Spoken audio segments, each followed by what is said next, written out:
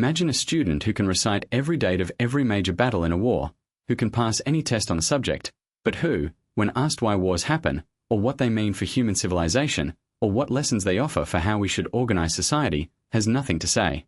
They know the facts. They understand nothing. William James called this the most fundamental failure of education. And he had very precise ideas about why it happens, and what to do instead. James delivered his famous talks to teachers on psychology in 1899, and they remain among the most practically useful educational writings in the history of psychology. His core insight was deceptively simple. Education is not the filling of a vessel with information. It is the transformation of the learner. Real learning always changes the person who does it. It reorganizes not just what they know, but how they see, what they notice, what they can do, and who they are. This sounds obvious when stated plainly. But the institutional logic of schooling consistently works against it.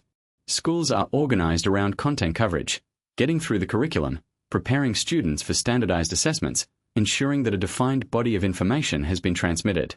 James would say this is teaching about the menu rather than the meal. Students learn to talk about knowledge without acquiring any. At the heart of James's educational psychology is his theory of interest. He observed that the mind has a powerful natural tendency.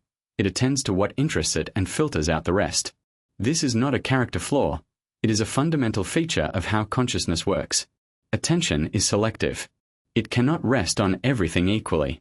And what it selects is governed overwhelmingly by interest, by what feels relevant, meaningful, challenging, or alive.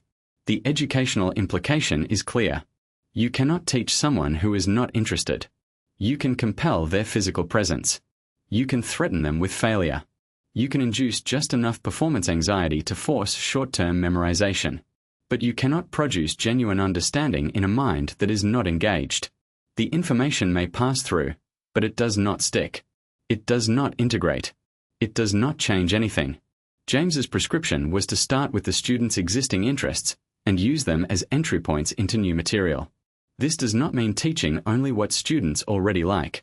It means finding the connections between what they care about and what they need to learn, building bridges from the familiar to the unfamiliar, from the personal to the general.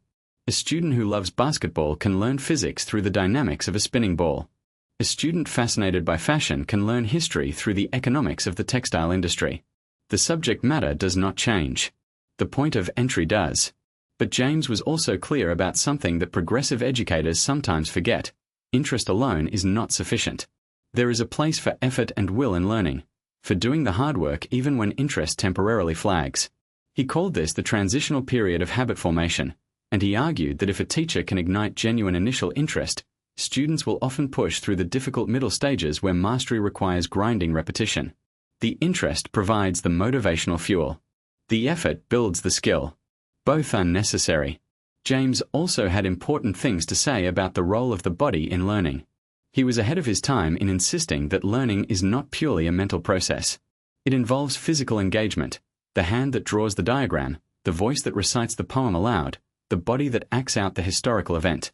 Motor activity reinforces memory. Doing consolidates understanding in ways that merely reading or listening cannot. The modern concept of embodied cognition traces a direct lineage back to James's insistence that mind and body are not separate systems. Perhaps most radically, James argued for the importance of a certain kind of uselessness in education.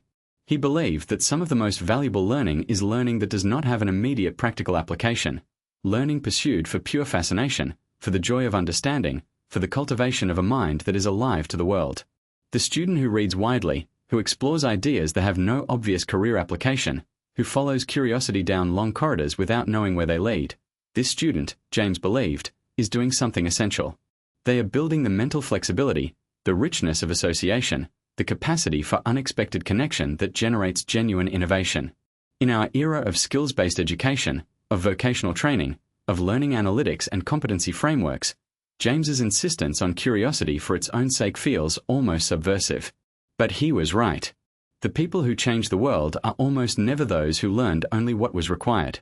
They are the ones who followed their fascination into territory no curriculum covered. For anyone involved in education, as a teacher, a parent, a self-directed learner, James offers a practical framework. Ask not what information should I transmit, but what transformation do I want to enable? Ask not how do I cover this material, but how do I make this material live? And trust that a mind genuinely engaged with a question will find its own way to the answer, sometimes by routes no teacher could have predicted. James loved learning with his entire being. That love comes through in everything he wrote about education. Subscribe to The Psychology of William James and let that spirit of genuine intellectual adventure become part of your own learning journey.